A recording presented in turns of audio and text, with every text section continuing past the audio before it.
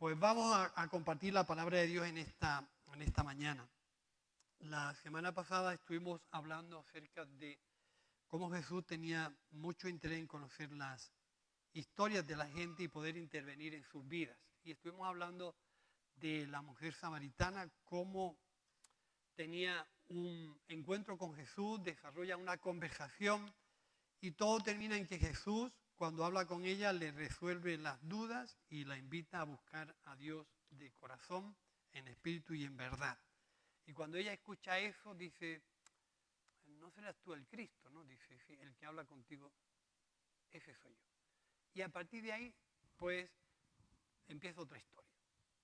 Y como en alguna forma la idea de hoy es poder sacar parte de lo que Dios ha hecho en nosotros que pertenece a un antes que cada uno hemos tenido. No sé cuántos de vosotros habéis visto la película, yo os invito a que la veáis. No es moderna, no es actual, pero es muy buena. Los diarios de la calle. ¿Habéis visto esa película, Diarios de la calle? Pues yo os cuento algo, no voy a contarla toda. Diarios de la calle. Diarios de la calle. Pues una profesora moderna que entra a un instituto americano, todo lleno de jóvenes latinos con muchas historias a la espalda. Y ella trata de modernizar y ayudarlos y resulta que todos ellos tienen cantidad de conflictos, cantidad de problemas, cantidad de historias en sus vidas y le cuesta mucho reconducir, dar la clase con esos muchachos. Y ella en alguna forma pues trata de echarle paciencia y los muchachos pues no terminan de coordinar con ella. Entonces hay un momento de la película donde ella traza una línea en mitad de la clase y comienza a decir, ¿cuántos de vosotros recibisteis alguna vez un disparo? Toda la clase así. Se pone así. ¿Cuántos de vosotros perdisteis alguna vez a un amigo por un disparo? Que permanezcan en la línea los que perdieron 2 amigos. Se quedan casi todos.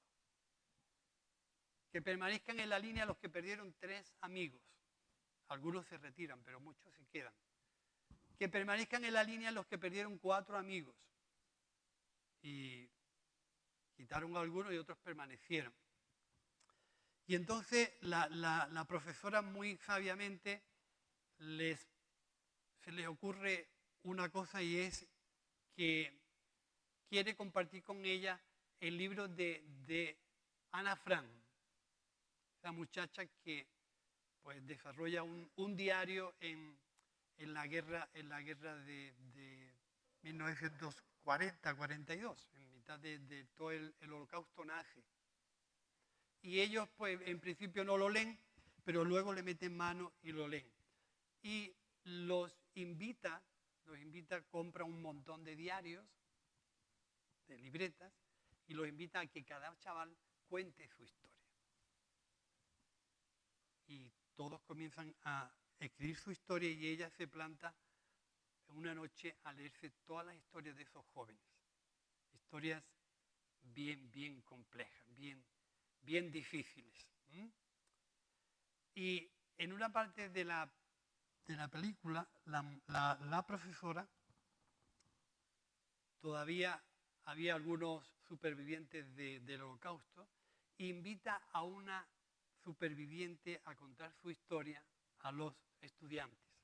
Y los estudiantes compaginan con ella y es increíble la cantidad de cosas que se cuentan.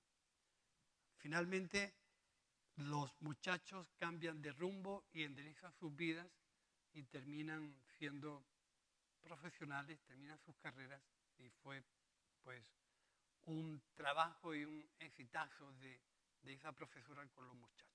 La película a mí me encanta y a mí me produce mucha satisfacción de ver cómo en muchas ocasiones nosotros los creyentes nos tenemos que ilusionar, nos tenemos que incentivar de poder aportar y ayudar a aquella gente que está viviendo tiempos malos.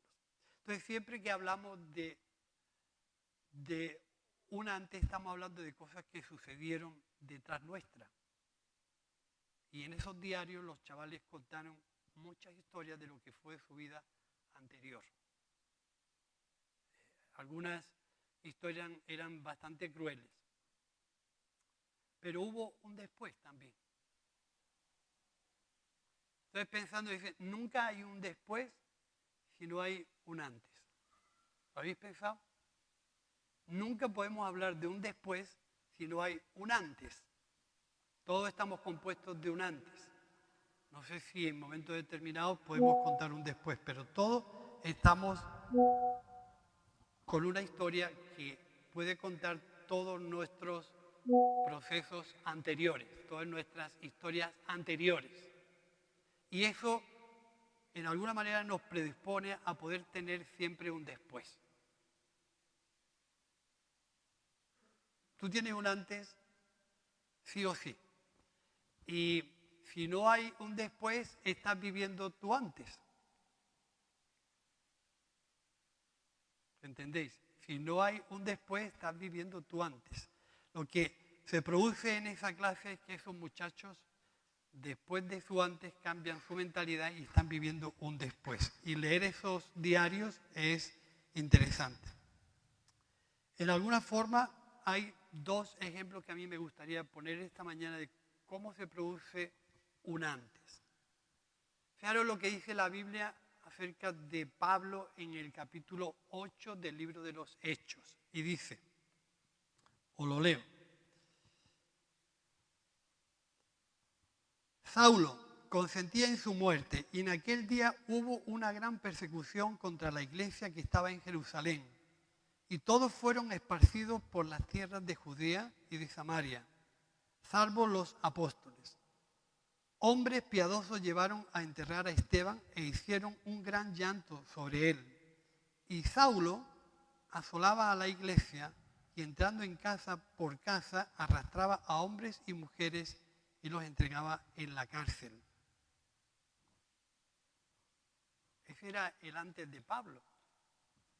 Asolar a la iglesia, encarcelar cristianos y meterlos en la cárcel y algunos se los quitaba de en medio. Muchas veces para hablar de un después tenemos que hablar siempre de ese antes. En intermedio hay un proceso que nos debe de experimentar a todos. Cuando hablamos de un antes, casi siempre estamos hablando de cosas, como decíamos antes, que han sucedido. Todos hemos vivido en España lo que fue el año 75. En vuestros países de origen también han sucedido cosas parecidas. En el 75 en España, ¿qué ocurre?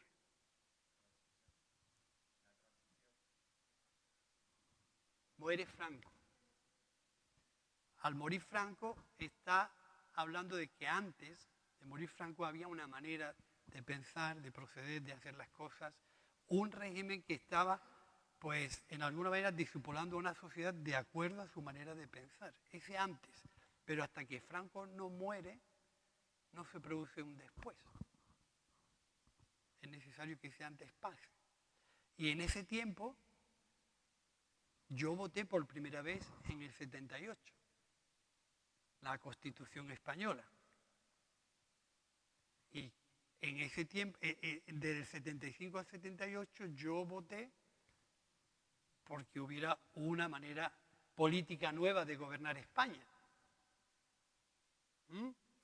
Y se votó la Constitución.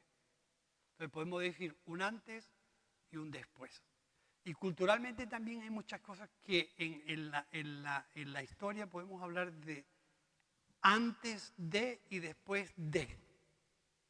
A nivel personal podemos decir antes de mi accidente y después de mi accidente.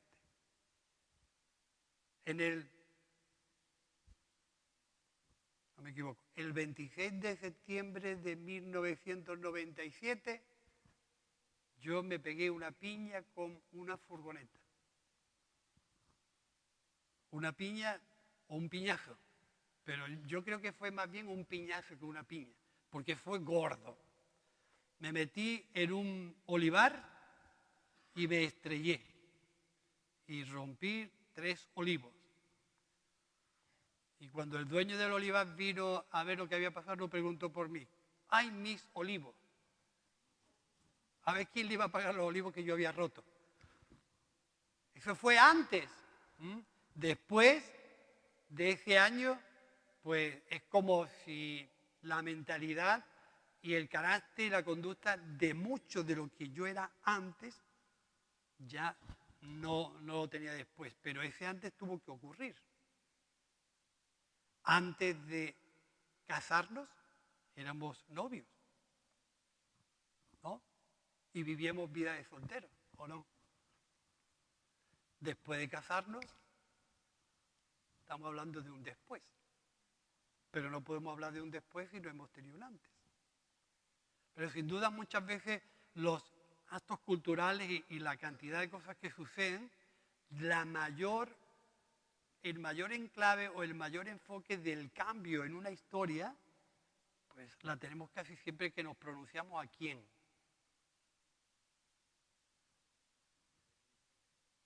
La historia se partió cuando Jesús aparece.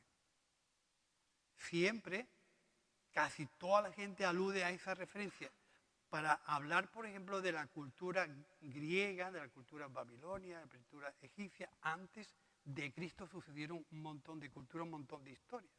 Y para hacer referencia a un hecho de eso, siempre antes de Cristo tal. Pero después de Cristo vinieron los romanos, vinieron la cultura musulmana, la cultura cristiana. Entonces, después de Cristo en tal fecha sucedió esto. Y para tener referencia de algo en concreto, casi siempre partimos de un antes y de un después. Nosotros muchas veces para que tengamos una referencia clara, casi siempre tenemos que tener ese antes bien definido. Antes, ¿qué éramos? ¿A qué nos dedicábamos? ¿Qué es lo que en alguna manera hace referencia a nuestro antes? Y en ese antes hay muchas personas que están con descontentos, con grietas, con desaliento, que tienen muchas heridas en sus vidas, que tienen muchas historias pasadas. Pero si no ocurre algo importante en sus vidas, siempre van a estar viviendo ese antes, porque no hay nada que le provoque un cambio. No hay nada que en alguna forma pueda producirle algo que todos necesitamos que se produzca. Hemos hablado de Pablo de que antes él asolaba a la iglesia y perseguía a los creyentes y los encarcelaba. Pero dice Gálatas que Pablo tuvo un después. Y dice, Gálatas capítulo 2, solamente oían decir, aquel que en otro tiempo nos perseguía, ahora predica la fe que en otro tiempo asolaba. Y glorificaban a Dios por mí. Es uno de los claros ejemplos que simboliza dos etapas bien distintas. Antes Pablo perseguía a la iglesia. Después Pablo predicaba la misma fe que perseguía. ¿Qué se produjo en medio que hace una diferencia entre un antes y un después? En la vida social todos tenemos un antes y un después de muchas cosas muy personales. Pero en nuestra conversión a Dios también tenemos que tener muy claro qué fue nuestro antes y qué ha sido lo que ha ocurrido en el centro para hablar de un después. Entonces, dice que Pedro antes vio a Jesús en el patio para ser crucificado y no lo conocía.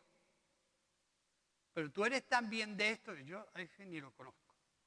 Es decir, que yo te he visto a ti que tú estabas con él, ni lo conozco. Sí, hombre, que tú tienes la misma forma de hablar, que no lo conozco, y se irritó.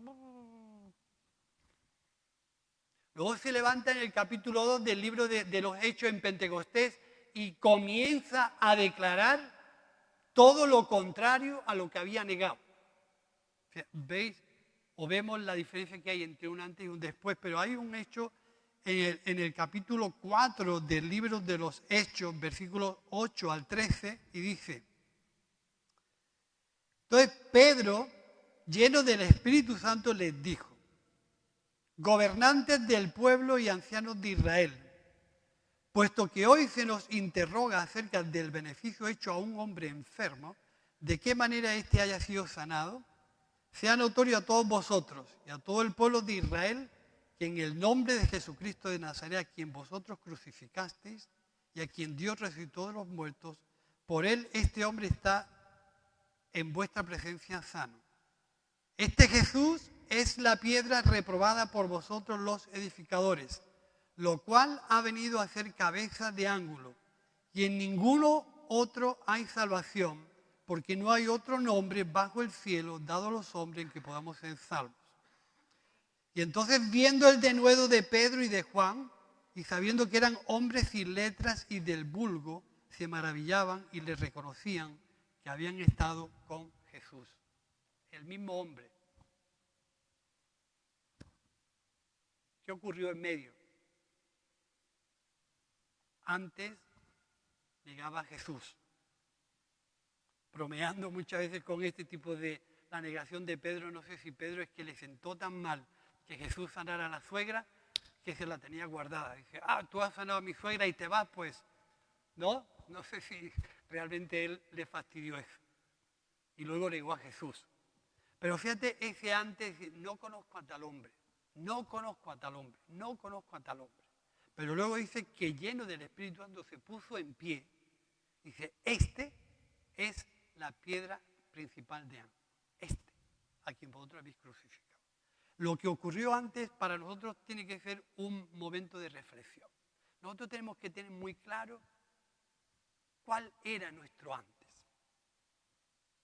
Pero no en nuestra manera de pensar,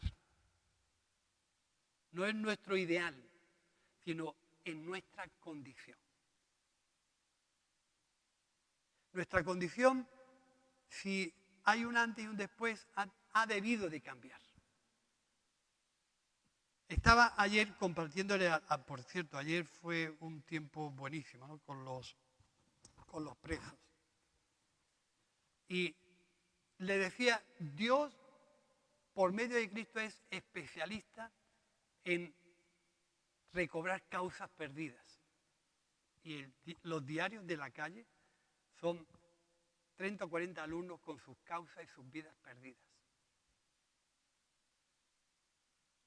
Tenían escrito en la frente: si no, en un año, en otro año, yo no estaré aquí, porque sus amigos eran todos muertos por tráfico de droga y trapicheos de adicciones en las calles. Y no tenían mucha esperanza de terminar los estudios. El colegio era su refugio para que no los mataran en la calle. Iban al colegio por eso, pero no tenían interés. Y esa maestra les pegó una inyección de moral y les levantó la moral, levantó el ánimo diciendo: vosotros podéis.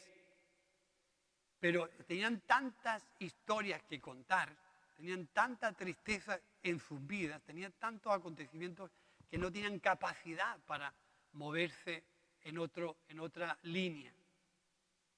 Y cuando nosotros podemos pensar que Jesús es y tiene la capacidad de levantar empresas en bancarrota. ¿Sabes lo que es una empresa en bancarrota? En números rojos. Así podemos señalar con el dedo así. No tiene solución. Normalmente suelen ser entregadas y abandonadas porque no la pueden reflotar. Y tiene que venir alguien y tomar la responsabilidad de esa empresa y levantarla, porque a lo mejor tiene posibilidades de que pueda ser recuperada. Jesús es un especialista en causas perdidas. A lo mejor muchas de esas causas las representamos nosotros.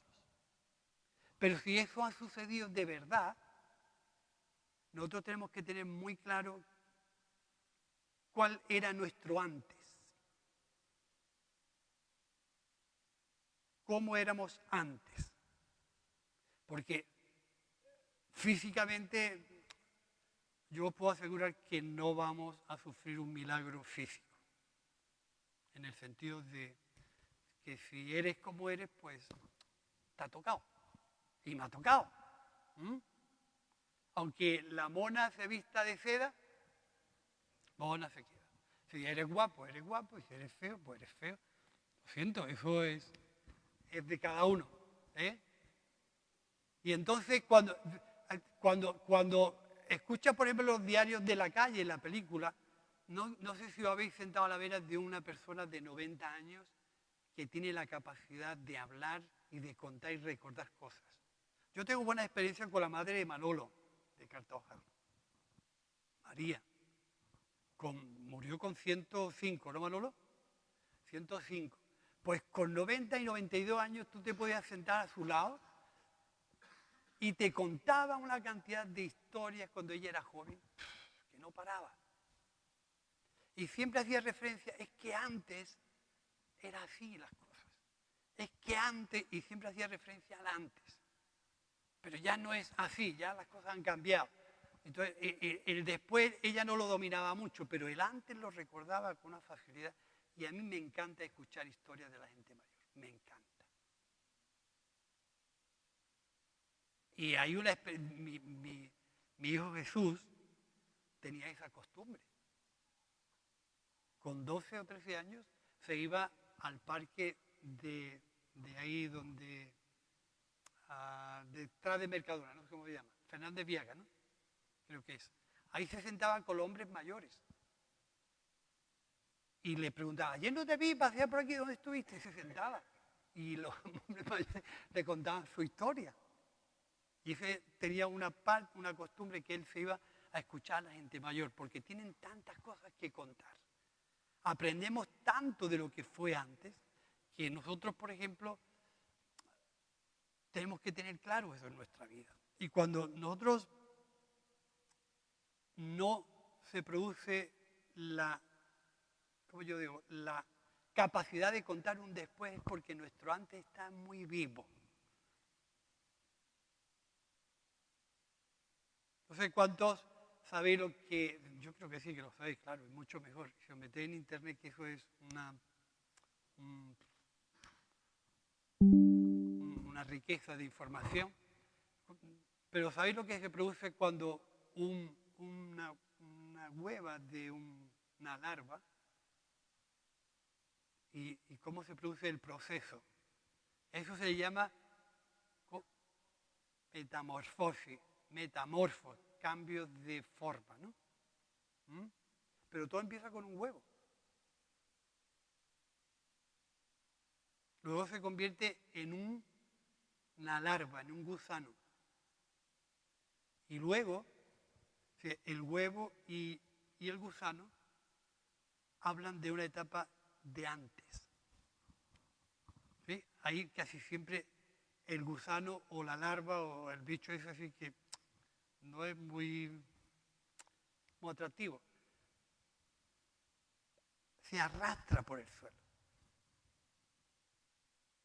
Las situaciones muchas veces la dominan porque está a expensas que alguien lo pise, le pegue una patada, está a expensas de las circunstancias.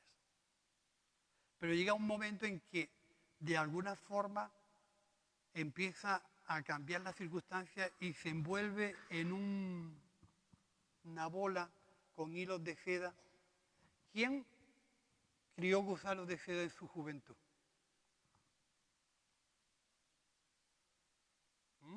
¿Acordáis cuando veíamos los gusanos, esos blancos debajo de las hojas de higuera y le echábamos comidilla, todo, bla, bla, bla? Y de buenas primeras veíamos aquello todo lleno de, no sé si suena mal lo que voy a decir, de capullos, de seda. Y ahí pasaba un tiempo. Y en ese tiempo, de manera milagrosa, yo no sé cómo es, se produce una transformación. Eso se le llama metamorfosis. Entonces, el antes es el gusano andando por las circunstancias de la tierra, donde cada uno tenemos un antes y podemos contar en ese antes un montón de historias. Pero si ese tiempo donde tenemos todo el mundo que pensar, recapacitar, reflexionar, responsabilizarnos, sacrificarnos, obedecer y estar atento a lo que es nuestra necesidad, no lo vivimos, y ahí, de manera física, yo no sé explicarlo, pero se produce un cambio. Se produce algo que de alguna forma nosotros, yo desde mi perspectiva y de mi ignorancia, yo no sé explicar cómo se produce ese cambio tan impresionante. Y hay una canción que hace mucho tiempo yo escuchaba y decía, mariposa fugaz, ¿quién te ha cambiado? Si antes eras un gusano.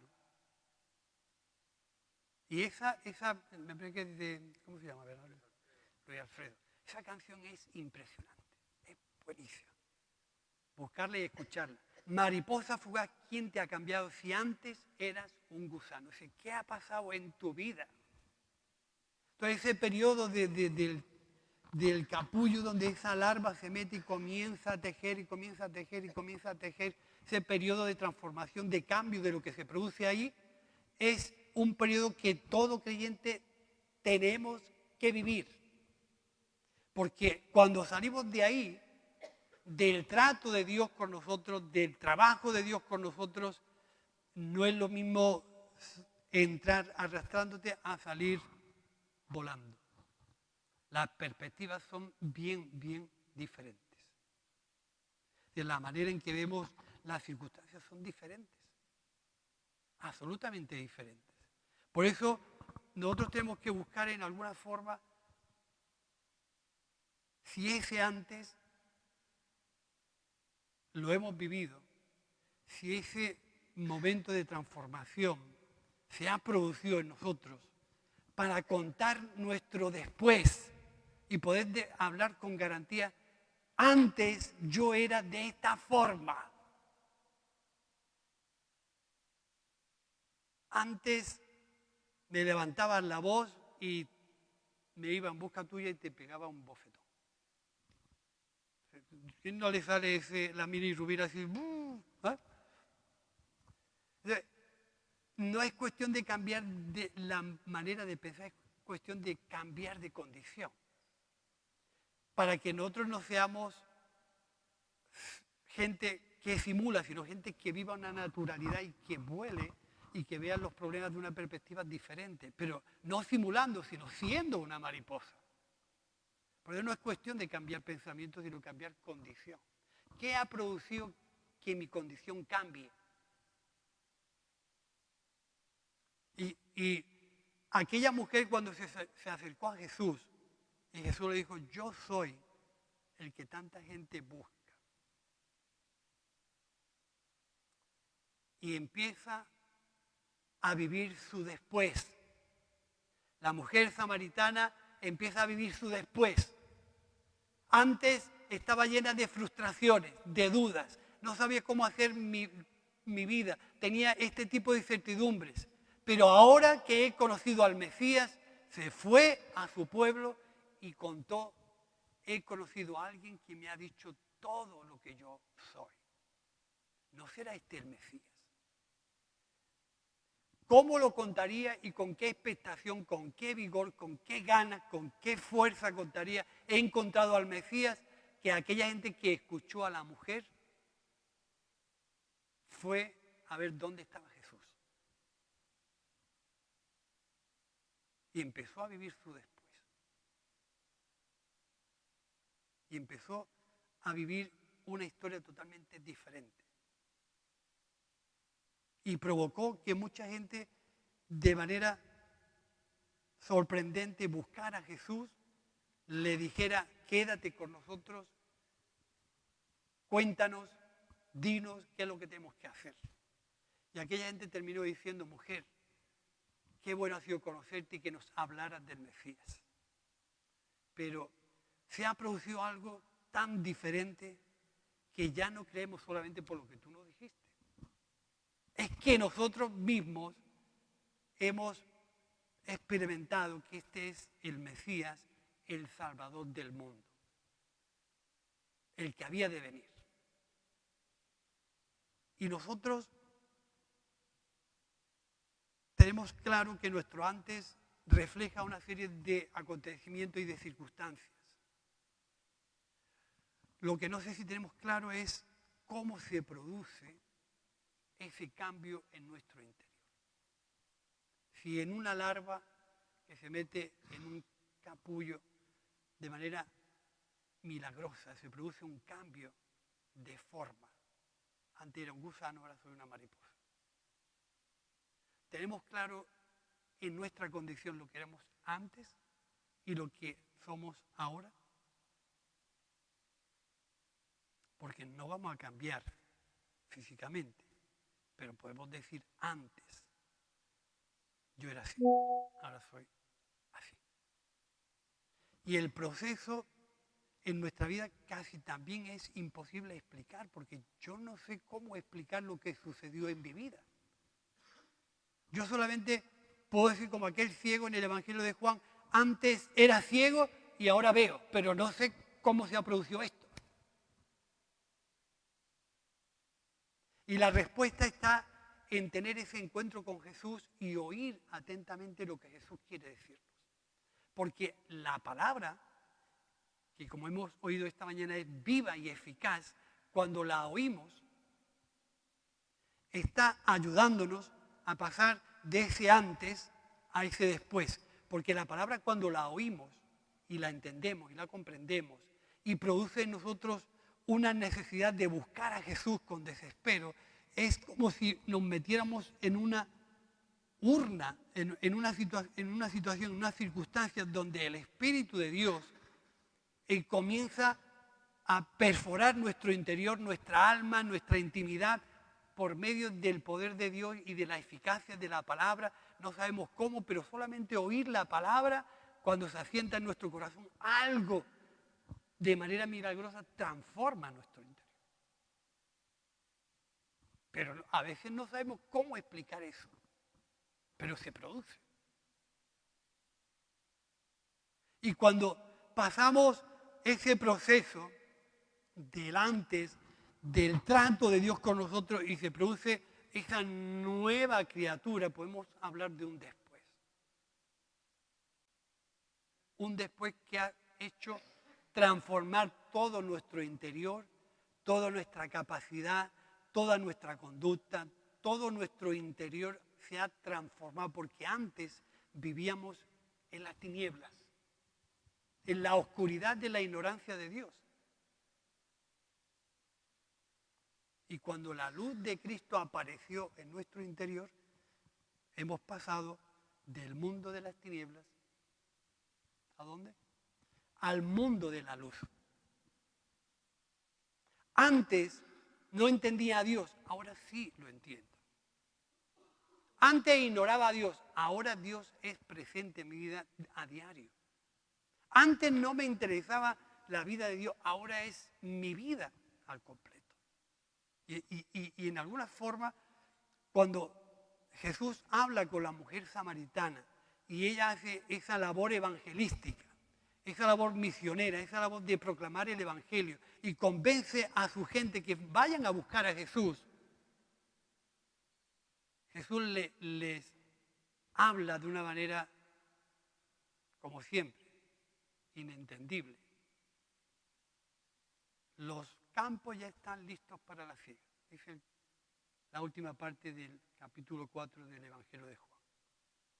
¿No decís vosotros, aún faltan 4 meses para la siega?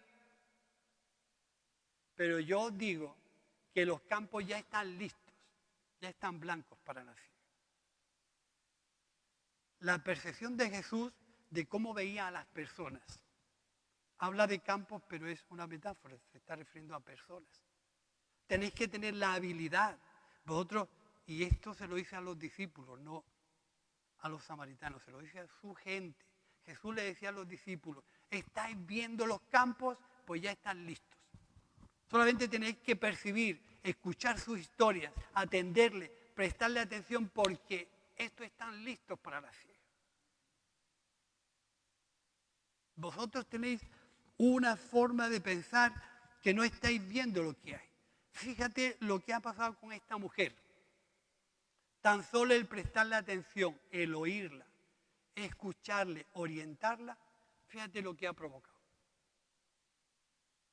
¿Lo veis? Pues ya están los campos listos para la ciega.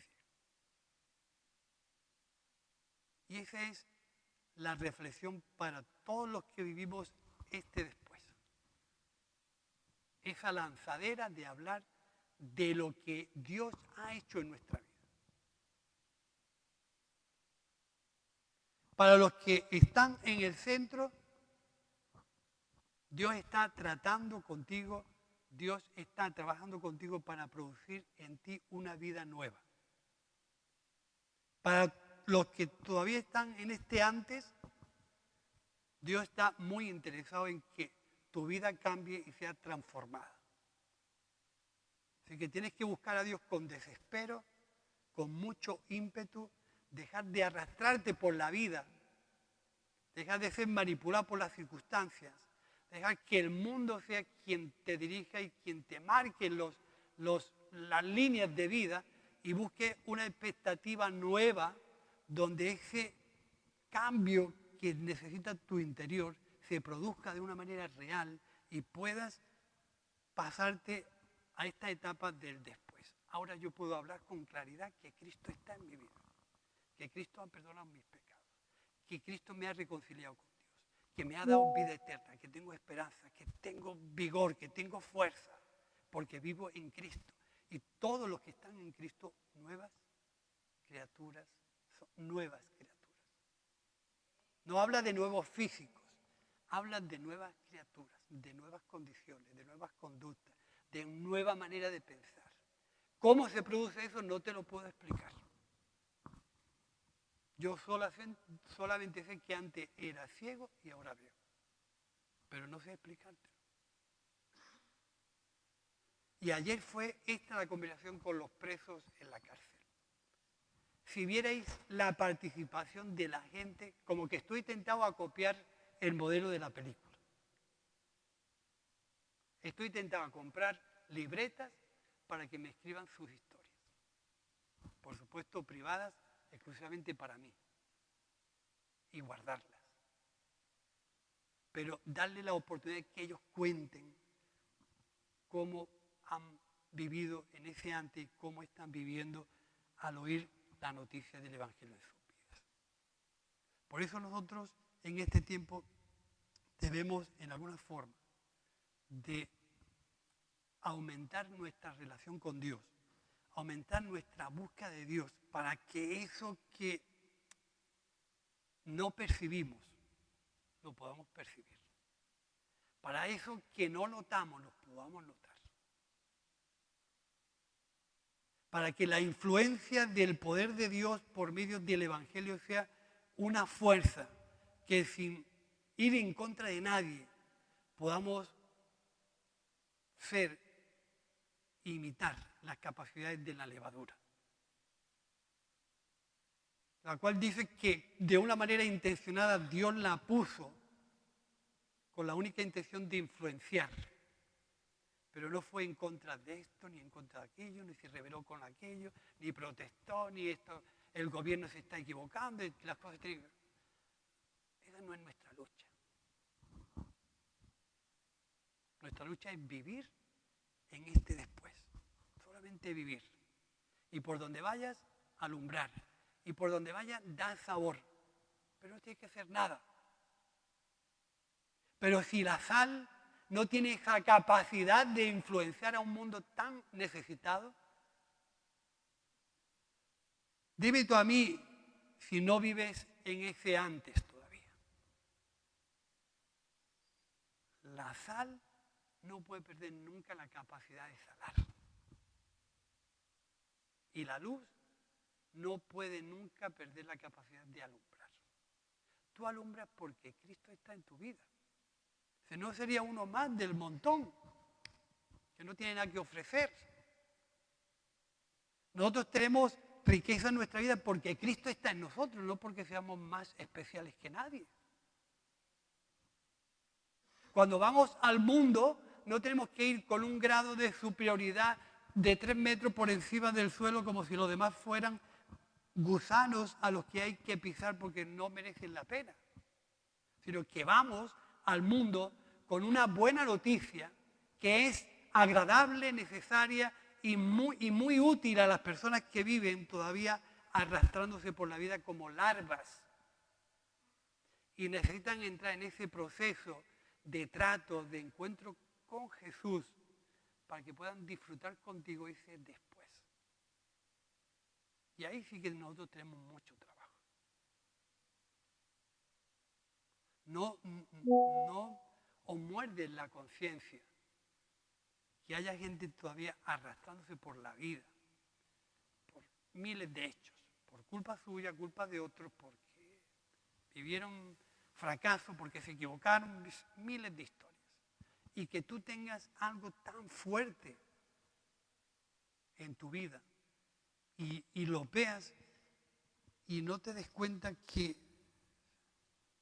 necesitan a Cristo. ¿No te das cuenta que necesitan el trato de Dios en sus vidas?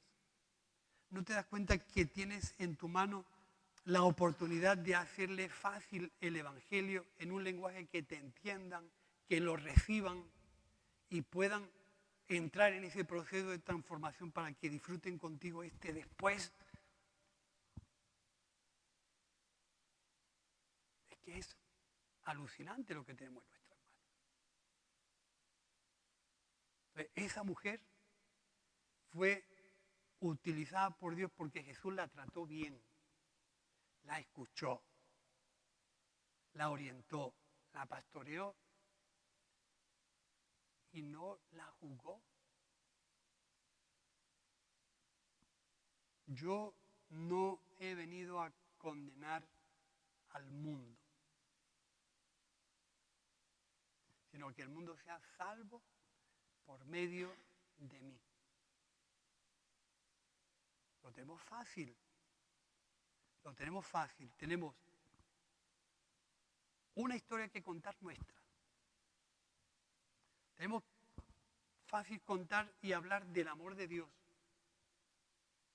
Tenemos algo que contarle.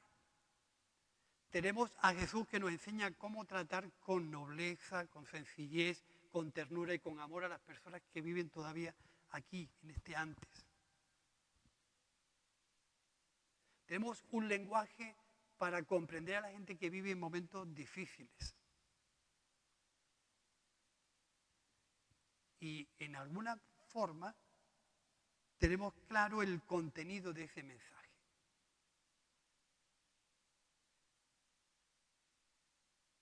Que es transformador, que es restaurador, que es renovador,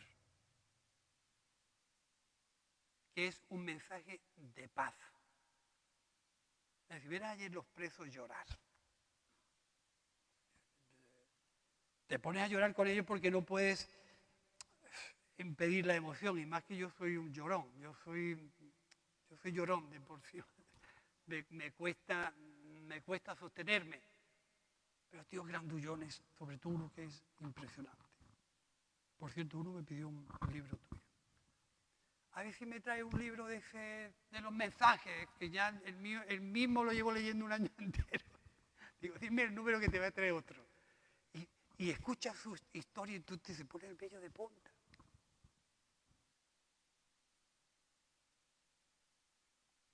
¿Cuánto no tenemos que contarle nosotros al mundo?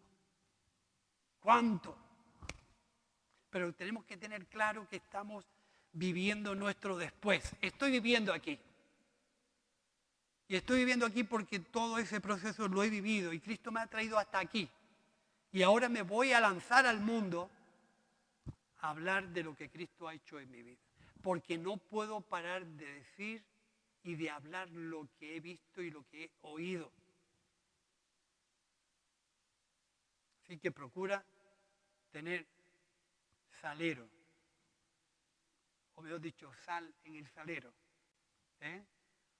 ser una persona sabrosa, no sosa, sabrosa, que tenga gracia en tus palabras, que la gente al oírte le guste estar contigo, que la gente al oírte pueda decir, oye, el otro día cuando hablé contigo noté una paz, algo me estaba produciendo paz, eso. Pero si todavía estás en el trato de Dios contigo, es porque Dios está transformando tu interior. Cuesta mucho cambiar los principios en los que nos hemos educado. Cuesta muchísimo. Cuesta mucho cambiar los fondos. Cuesta mucho cambiar las costumbres. Cuesta mucho cambiar los hábitos. Pero eso no es tu trabajo. Tu trabajo es reconocer que has sido larva, que has sido una larva y que te metiste aquí y que no sabes explicar cómo pasó ese cambio. Ya está. No sé cómo explicarlo. Pero antes, cuando en un semáforo el que estaba delante se ponía el semáforo en rojo y no tiraba para adelante, me dejaban del coche y... nos vamos a quedar ahí. ¿Eh? ¿Qué fue lo que ocurrió para que tu carácter cambiara? Cristo vive en ti. Cristo vive en nosotros. Cristo está en nosotros. Así que esa luz que está sobre un monte no se puede esconder. Y como esos muchachos, ya para terminar, como esos muchachos escribieron su diario en una clase y recibieron una ayuda de esa cabezota de profesora, no habrá diarios en la calle. No habrá vecinos, familiares, amigos con historias para escribir.